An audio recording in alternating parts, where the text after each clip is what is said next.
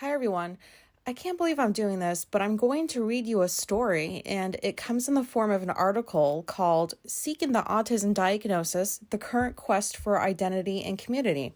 This can be found in the Psychotherapy Networker magazine, the September-October 2023 issue.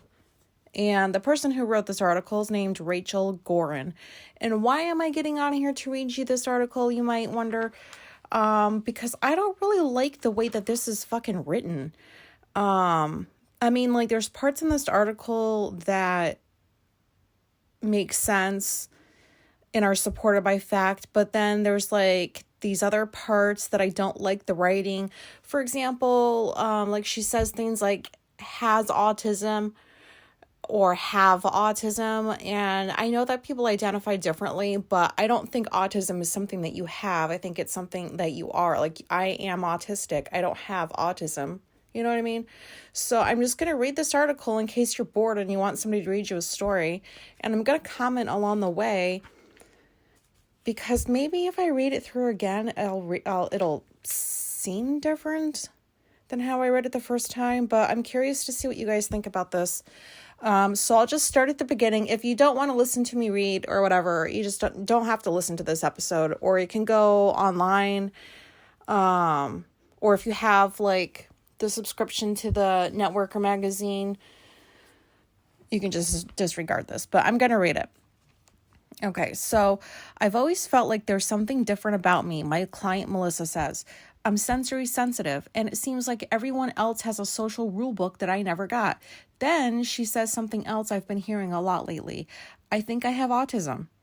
We're on Zoom for our initial consultation, and Melissa is making strong eye contact as much as one can in teletherapy. As she speaks, she uses gestures and facial expressions. Her vocal tone rises and falls, conveying her feelings and struggles. Since her verbal and nonverbal modes of communication are integrated, she appears neurotypical. Preemptively, wait, did I say that right? Neurotypical? Yep. Preemptively, she explains that masking, which involves mimicking neurotypical behaviors to hide her neurodivergence, is her superpower. I'm a clinical psychologist and the director of training as an integrative multidisciplinary assessment practice where I conduct consultations, assessments, and testing for adolescents and adults presenting with ADHD, autism, learning disabilities, anxiety, mood difficulties, and trauma. We often provide assessments for schools and colleges as well as for mental health professionals looking to hone psychiatric interventions, medication management, and other treatments. We see a diverse range of clients spanning class, race, ethnicity, religion, gender, identity, sexuality, and education. Assessing for autism via the Autism Diagnostic Observation System, as well as other standardized and research measures, is in conjunction with cognitive, neurocognitive, and qualitative tools has become a large part of my work, but it wasn't my specialty for 5 years ago. Sorry guys, I usually read better than this. It wasn't my specialty 5 years ago when I joined the clinic. In fact, the practice owners assured me during the interview process that they got just very few requests for autism evaluations, especially from adolescents and young adults, the population I had trained to work with. No one could have predicted how dramatically that would change. Today, at least half of our clients come in believing they may have autism and wanting a formal diagnosis. Although there's no official data about the recent increase in people self-diagnosing with autism, numerous publications have reported anecdotal evidence, including the LA Times, Autism Parenting Magazine, the New York Times, The Guardian. They've all published stories about an increase in self-diagnosing connected to videos posted on TikTok that discuss mental health. When we interviewed presenters for our 2022 international conference, we heard from academics, researchers, and clinicians across the US, the UK, and Canada who were noticing the same trend. Why are so many people seeking an autism diagnosis? No one can say for sure, but the reduction in stigma around the diagnosis is noteworthy. This is due in part to the neurodiversity movement and autism advocacy groups spreading information and increasing understanding. Now, autism communities and neurodivergent folks are being seen and validated like never before. Okay, so far so good, right? She's just stating some facts. So I'm going to continue. But here's the rub. Many of the people who come to our clinic seeking that diagnosis don't meet the DSM-5 or ICD-11 criteria for an autism diagnosis or autistic disorder. They might share characteristics with someone who has autism. Give me a fucking break. But this could simply mean they're neurodivergent. For example, they might be gifted or have a cognitive profile outside the center of the bell curve, or they might have a trauma history or be experiencing significant anxiety. Despite these findings, nearly all my clients hold tight to their self-diagnosis of autism, from which they've derived a strong sense of identity and often a supportive community. Walking them back from their beliefs is a delicate act and a daily challenge. Outside of certain traits, I've noticed similarities among these clients. Most of them are white. My sense is most Black and brown kids are not seeking an autism diagnosis as much as white kids. Yet autism doesn't discriminate. And I know there's white privilege in being able to explore neurodiversity. Most of these clients are adolescents and young adults who've been assigned female at birth or who have been socialized as female. Most have higher education and are often exceptionally bright. Many identify as non-binary, trans, or some other non-cisgender, non-heteronormative identity. Many of them have trauma histories and attachment disruptions. These clients talk openly about their daily struggles, like the crippling anxiety that keeps them from being able to work. They share the sadness they feel in being socially anxious.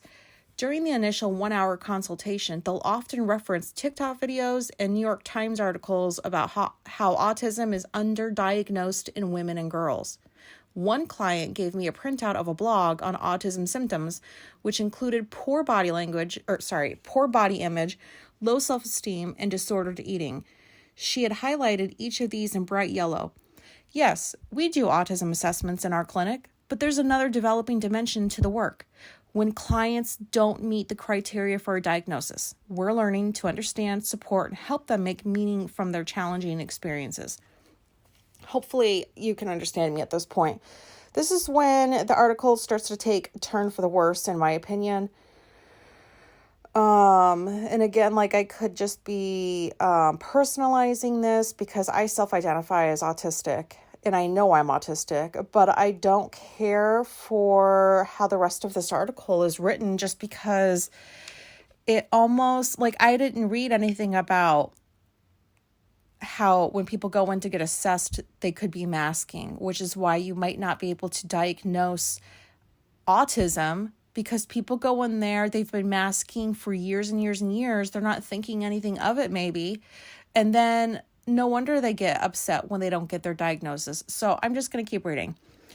My client, Sarah, whose pronouns are they, them, strongly identified with the autism diagnosis. When I asked them how they'd feel if assessment results did not support an autism diagnosis, they told me they would convince me otherwise, and that if that didn't change my mind, they'd go to someone else. I spent much of a clinical interview and conversations in between subtests validating how they had always felt different, but after scoring and interpreting the results, it was clear that their cognitive profile and test results did not align with an autism diagnosis.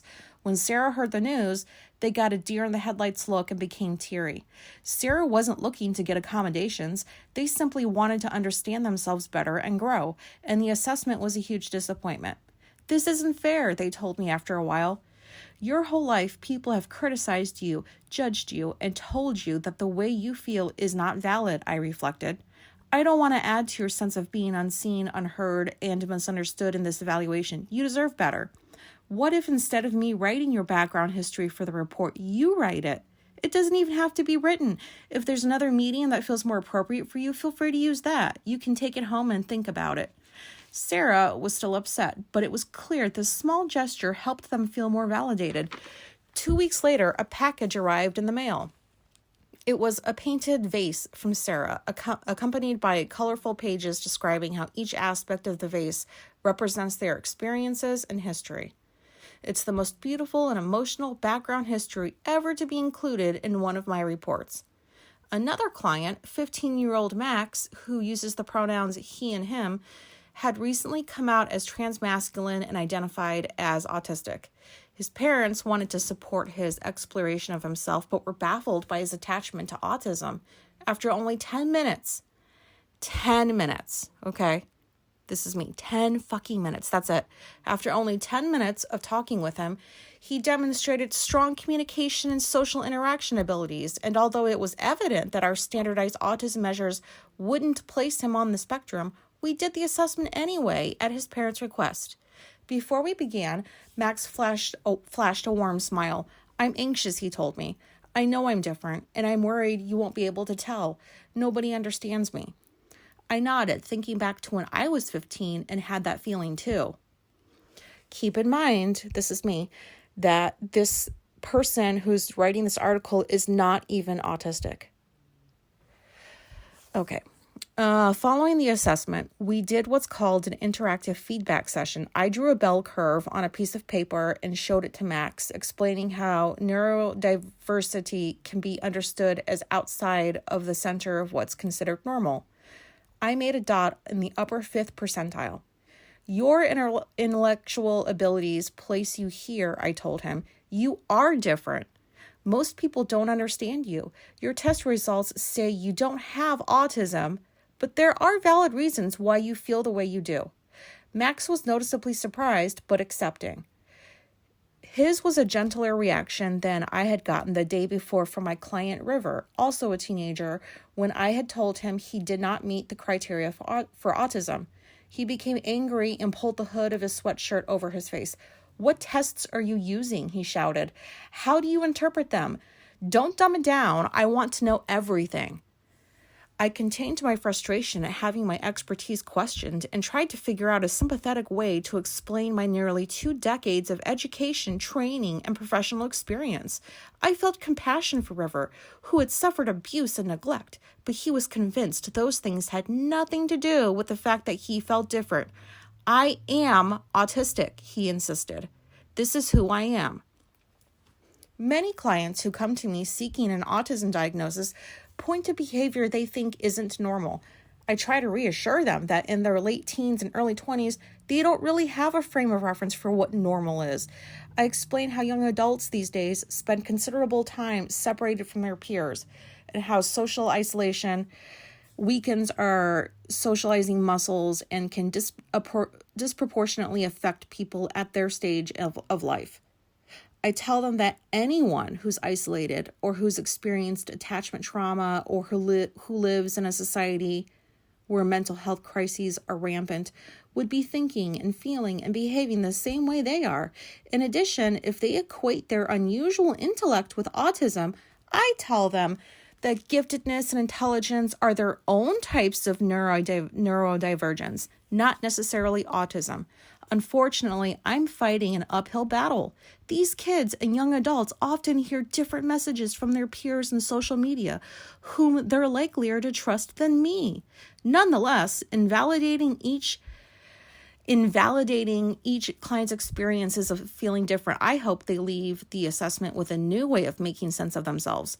Within 5 minutes of my initial consultation with Natalie, who shared how she felt like she had never fit in, didn't have close friends, and didn't like eating in the school cafeteria because it was too loud, I had observed enough of her nonverbal communication and empathic comments to know that the ADOS2, which is the test, wouldn't place her on the spectrum. "Natalie," I told her, "I don't think testing would be in your best interest. Honestly, from what I'm hearing, I don't think it's going to come back with a positive result." "Then your test is biased, just like every other medical test," she exclaimed, clearly upset. "Yes, there are limitations to the test," I explained, "and yes, you're right that these kinds of tests are discriminatory. They were designed for criteria that we don't know isn't inclusive, and they're at least 15 years behind current clinical practices, but that doesn't mean there aren't other ways of understanding your experience. You are likely neurodivergent, and based on the academic test results from your school, you are clearly gifted." Another client, Becca, rather than getting angry, began to cry when she learned she would not be getting an autism diagnosis from me. You don't understand, she said. All my friends are autistic, and they've been telling me for months that I am too. I don't want to lose my friends. For the first time in my life, I have friends. I considered asking whether these friends had been formally diagnosed, but instead, I sat with her in her disappointment. After the initial shock wore off, she looked up at me. Why is making friends so hard for me then? Her question hit me like a ton of bricks, and I felt a lump in my throat. Because sometimes, Becca, life is really hard, I replied, and it isn't fair. After Becca left, I couldn't help but think of my 8-year-old daughter and the sadness and frustration she would feel if she were suddenly excluded from the peer group. I thought of my own community, like friends from synagogue, and how it gives my life meaning. All of us have a desire to belong. This fucking dumbass. I'm almost done with this article. This is the last part. And the title of this last part is The Heroes of Their Stories. As someone who isn't involved with the autism community, I will repeat that. As someone who isn't involved with the autism community on the same level as many of my clients, I sometimes feel uneasy steering them away from a diagnosis they know so much about. I find myself wondering, who am I to say what it really means to have autism or what it feels like to be autistic? I've consulted with therapists who also work with clients on the spectrum or clients who believe they're on the spectrum, and many share these doubts. But after considerable soul searching, I've realized something. If our clients have derived a sense of self-identity and community from associating with a self-diagnosis, a formal diagnosis shouldn't change that. They know their truth, and they will live it regardless of what the medical model says. My client Jacob, a 23-year-old trans male, did not meet the criteria for autism based on the standardized measures. Can I still call myself autistic? He asked. I think it helps people understand me, and it feels right. Autism may be a diagnosis, I responded, but it can also be an identity. And one you give yourself can be just as validating as the one that comes from a professional. If I told you that you were not actually trans, would that change how you view your gender? No, Jacob said with a smile. At our practice, we've been exploring alternatives to assessment tools like the ADOS2, which many clients find invalidating. As part of our assessments, we ask clients to write a personal narrative that considers their neurodivergent qualities as strengths. It's a way to help them cultivate self-compassion and see themselves as the hero of their story, countering the negative stories they've been telling themselves or have heard from society. We hold virtual group workshops that offer clients who don't meet the criteria for an autism diagnosis a space where they can connect. In essence, we're recreating the community many of them found when they self-diagnosed. Participants offer each other support, share how others have labeled them, and embrace their vulnerabilities as strengths. While I'm present during the groups, I let the participants' words do the work and bear witness to their meaningful moments of vulnerability and connection. At the end of these workshops, we invite participants to share creative expression, be it a painting, poetry, tarot cards,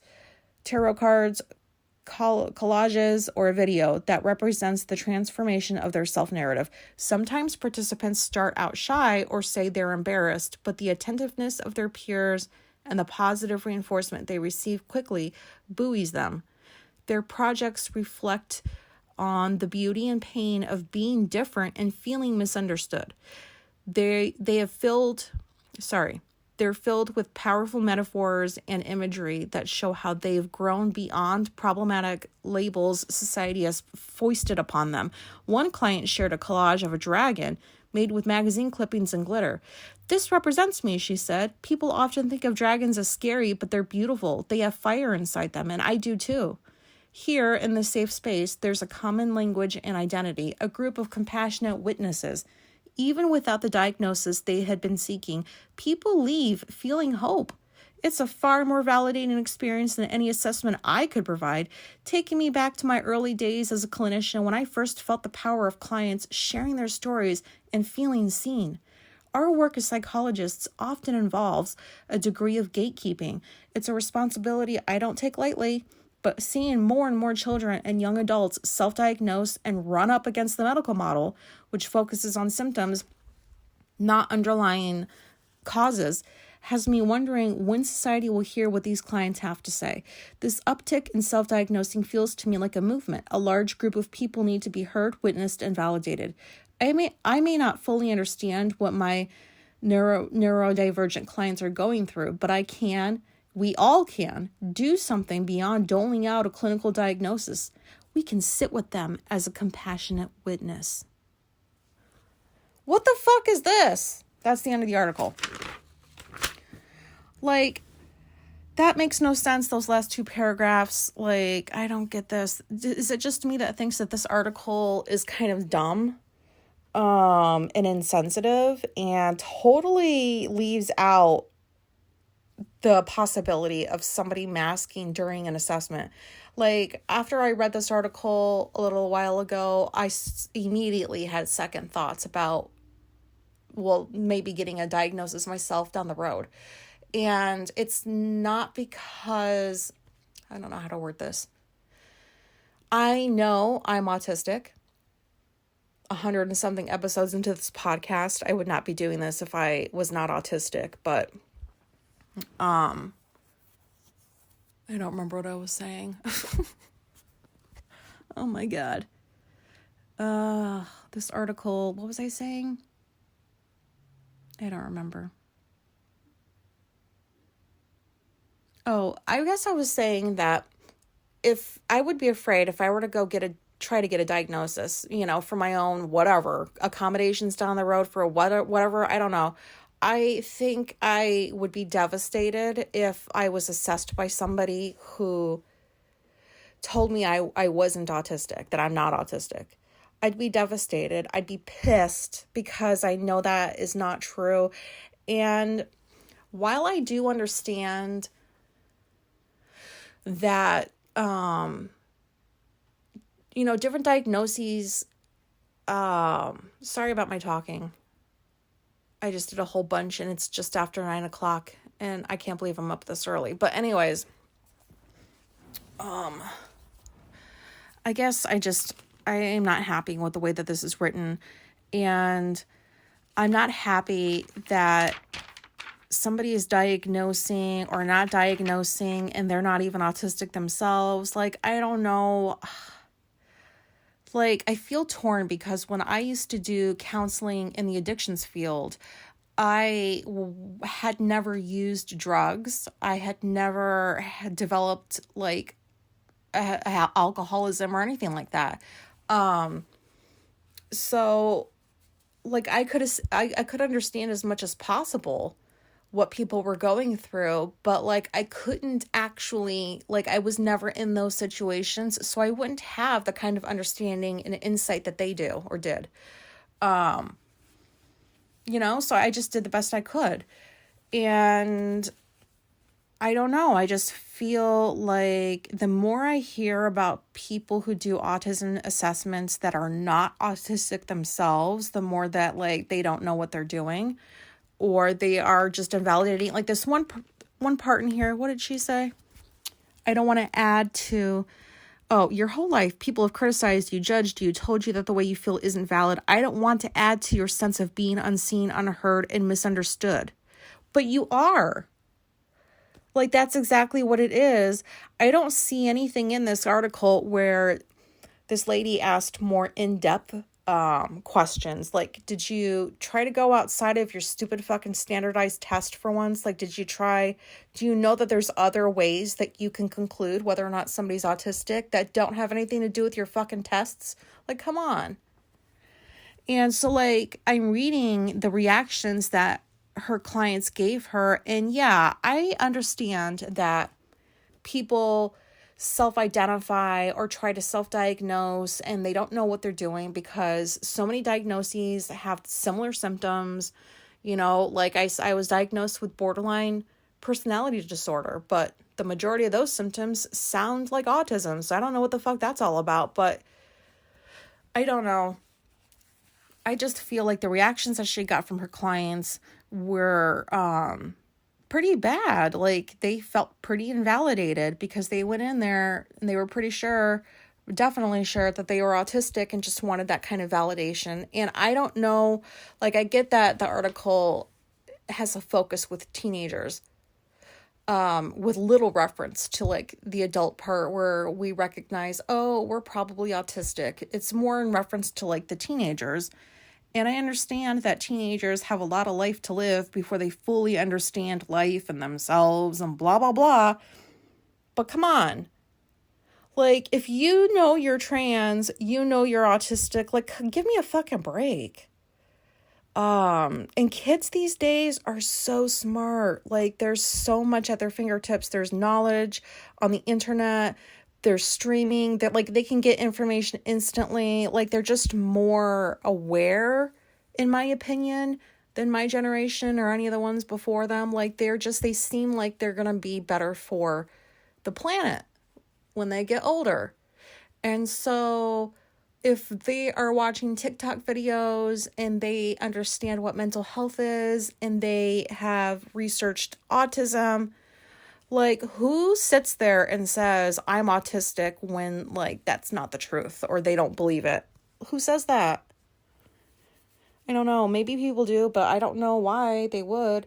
And so I just felt the need to, because I was doing my morning routine and I had already read my One Magazine article. So I went to go put my bookmark on the next article and I saw the title, Seeking the Autism Diagnosis. And, you know, I'm kind of disappointed that this article is in this magazine, because I love this magazine. It has so much about mental health. Their articles are usually like really good, but they do get the occasional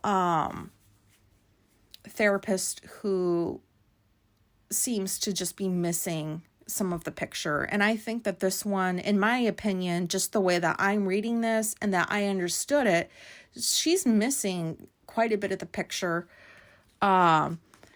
And like I said, like, I wished she would have included, like, did you ask these people more in-depth questions? Did you ask, are you masking? Do you know what masking is? Could that be something that you're doing right now? Because, like, it's not leading to, like, you know, scoring on the assessment or whatever the fuck, you know? It's just like, it reads to me like kind of condescending, like, oh, you think you're autistic? No, you're just on the spectrum. Yeah, lots of people on the spectrum don't feel like they're understood or blah, blah, blah. Yeah, I'm sure that's true, but I don't know.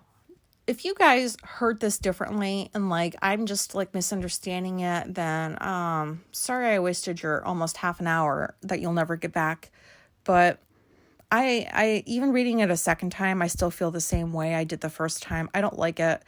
I think that at the very least, there should have been more information included in this article to explain more in depth as to why she didn't feel like her clients were autistic. You know, and then sitting there like, I'm going to be a compassionate witness to your truth or whatever the fuck. Even if she sits there and doesn't believe in their truth, she'll still be the compassionate witness. Like, I don't understand. This is stupid. And this article shouldn't be in here. And I will bet anything that the next issue will have somebody, because at the beginning of the magazines, they do the letters to the editor shit about like, this is what I thought of the last article in the last issue. And somebody is going to say, I read this article and it sorely lacked in,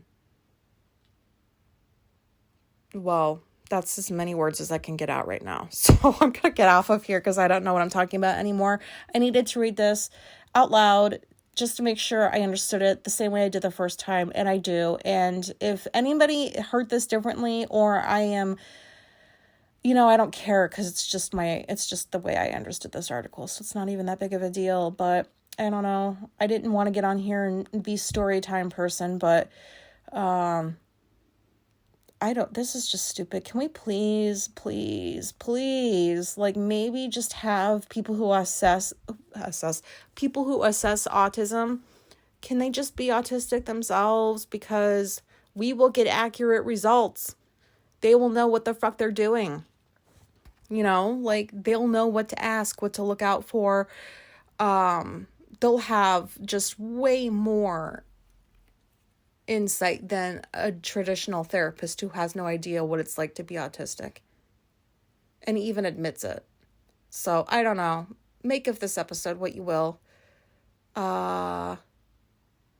Okay, bye. Thanks for listening. Goodbye.